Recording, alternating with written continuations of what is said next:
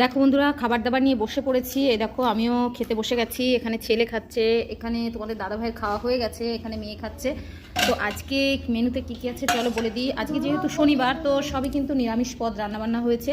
আর কয়দিন বাবদ প্রচণ্ড মাছ মাংস এটা ওটা খাওয়া হচ্ছে, আর ভালো লাগছে না আমিষ খেতে। মাছ মাংস একদমই দেখলেও কেমন লাগছে, ওর জন্য দেখো নিরামিষ রান্না করেছি। দেখো বন্ধুরা, এখানে করেছি মটরের ডাল উচ্ছে দিয়ে। মটরের ডাল কিন্তু উচ্ছে দিয়ে খেতে দারুণ টেস্ট লাগে, জানো তো। তোমরাও এইভাবে করে দেখবে, ভীষণ টেস্টি হয় খেতে।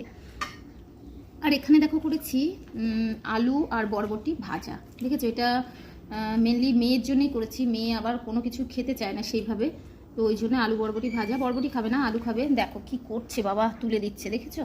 আর এখানে দেখো করেছি শুকনো আলু ভাজা। এটা কিন্তু আমি খেতে ভীষণ ভালোবাসি, জানো তো।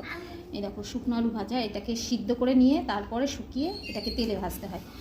তো তোমরা কে কে জানো এই শুকনো আলুর ব্যাপারে আমাকে কমেন্ট করো। আর এখানে দেখো করেছি পটল দিয়ে আর বেগুন দিয়ে ভাজা। এগুলো হলো কুলি বেগুন। এই দেখো কুলি বেগুন ভাজা, দেখেছো। তো পটল ভেজেছি। আর এখানে করেছি একটা নিরামিষ সবজি। দেখো পুঁই শাক, আলু, কচু, বেগুন সব কিছু দিয়ে। আর ডালের সঙ্গে কিন্তু ভাজাটাও যেমন লাগে তেমন কিন্তু তোমার একটা নিরামিষ সবজি হলে খাওয়াটা বেশ দারুণ হয়।